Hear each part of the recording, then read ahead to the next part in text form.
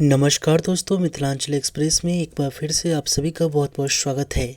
सुबह से टकटकी लगाए बैठे रहे यात्री, अंत में दरभंगा एयरपोर्ट से सभी उड़ानें हो गई रद्द। एयरपोर्ट से बुधवार को सभी 8 उड़ानें रद्द हो गई। इससे एयरपोर्ट पहुंचे यात्रियों को वापस लौटना पड़ा। लौट रहे यात्रियों ने एयरपोर्ट की व्यवस्था के प्रति आक्रोश जताया। बताया कि दिल्ली से आने वाली फ़्लाइट 12:40 में वाराणसी में लैंड हो गई।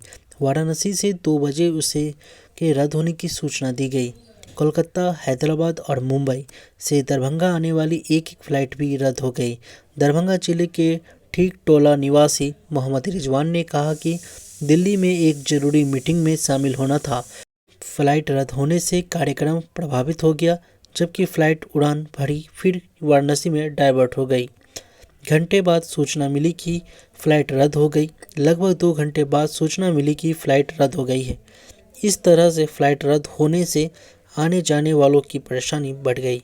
सुबह 10 बजे टकटकी लगा कर फ़्लाइट आने का इंतज़ार करने के बाद निराशा हाथ लगी।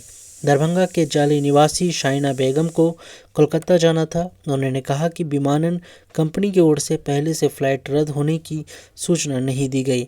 गाड़ी से एयरपोर्ट पहुंची। तकरीबन 4 घंटे इंतजार के बाद बताया गया कि फ़्लाइट रद्द हो गई। टैक्सी बुक करके वापस लौटना पड़ रहा। दरभंगा टावर निवासी वैभव पंसारी अधिवक्ता वंदना वर्मा को कोलकाता में एक मीटिंग में शामिल होना था। बूंदाबूंदी के बीच जैसे तैसे पहुंचे। उसके बाद फ़्लाइट रद्द होने की सूचना मिली। परिवार के भी लोग चले गए। फिर से उन्हें बुलाया और अब वापस जा रहे हैं। तो दोस्तों, आप देख रहे थे मिथिलांचल एक्सप्रेस। आप इसी तरह हमारे चैनल के साथ जुड़े रहें।